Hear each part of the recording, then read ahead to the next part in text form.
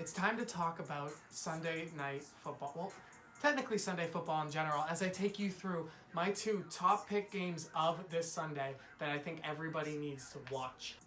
Okay, so I think we're all fully aware as to which game is going to be the most popular for this week and for next week and the week after and probably the week after that and the week after that. Most of what I'm getting at is that this is probably going to be the most exciting game of the season, and this is the Patriots-Chiefs game. Even with the Chiefs being as hot as they are, Brady has only lost 5 times to 15 wins against a quarterback in their first season at home. That is a big deficit difference, and it does speak a lot as to what the stadium that the Patriots are in brings to the table when playing this game, especially with two very close teams. The home field advantage does play a massive role. That being said, let's jump right into the Chiefs with Patrick Mahomes.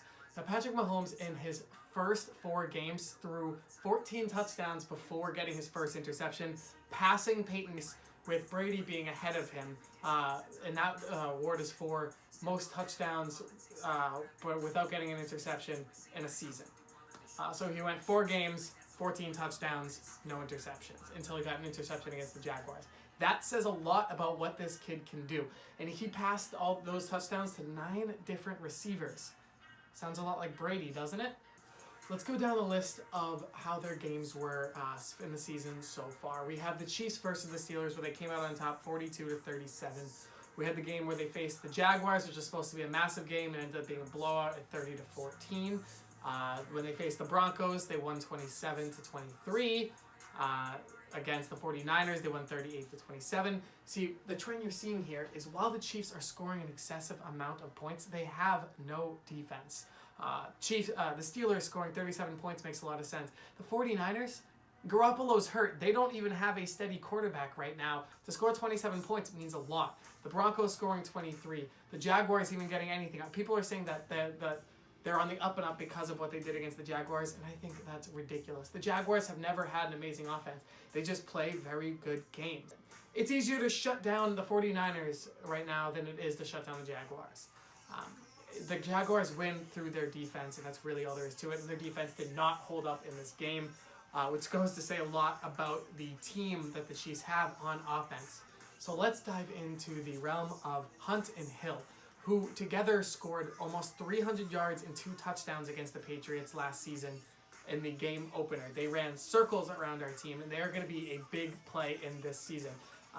Kareem Hunt and Tyreek Hill have already played a massive role in the Chiefs' offense this season, on top of Travis Kelce, who is always a red zone monster. It's almost impossible to stop him out there. They have one of the most dynamic offenses in the league, on top of a rookie quarterback who's coming out looking like Brady, hot and heavy and ready to play.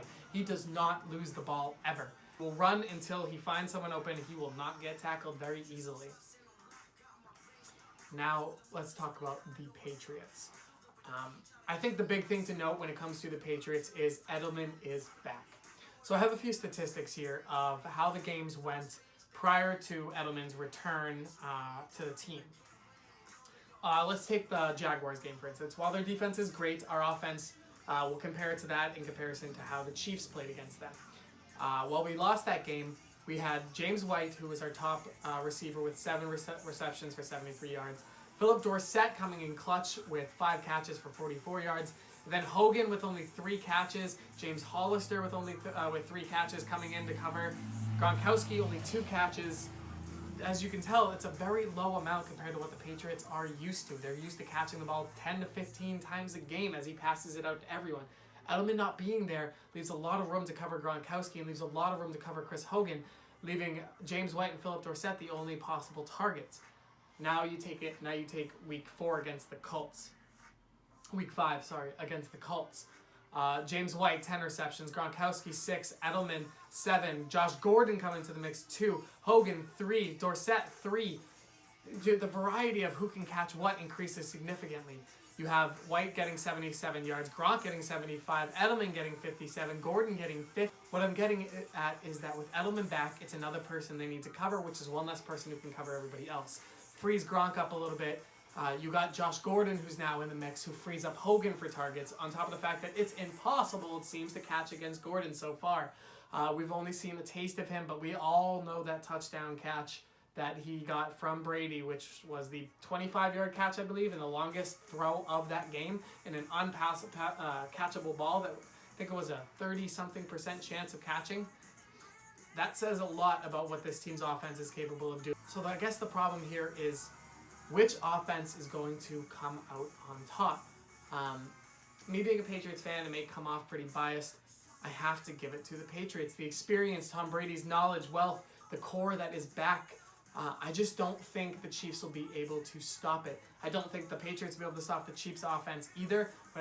So it's going to be a very high-scoring game, maybe 45-42 or 42-38.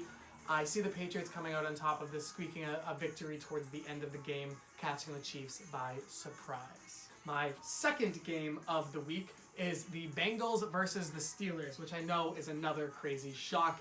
They've had a rivalry for ages, and now with the Steelers being 2-1, and the Bengals being 4-1, it's time to talk. Are the Bengals about to make their first comeback against the Steelers? Since 2010, the Steelers are 14-3 against the Bengals. This doesn't go to show that the Steelers are necessarily better than the Bengals. A lot of it is expressed in the fact that when the Bengals play the Steelers, they have issues. They have interception issues, they have fumble issues, they have touchback issues, they have missed field goals, they have missed opportunities. They seem to crumble at the hands of the Steelers with bad luck every single time they face each other. Is this time different?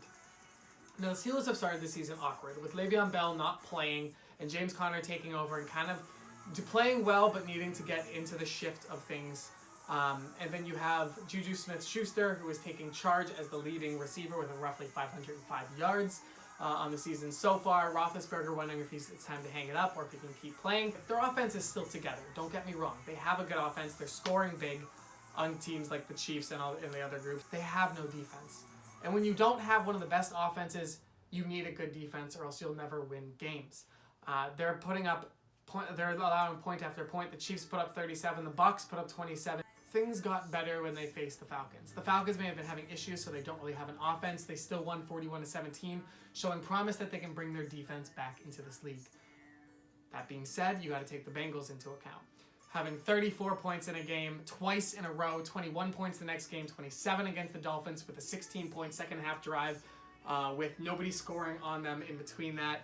The Bengals have an offense that is really starting to cook. Andy Dalton is playing a pretty decent season, with one of his worst games being a 4-touchdown day. These Bengals are different.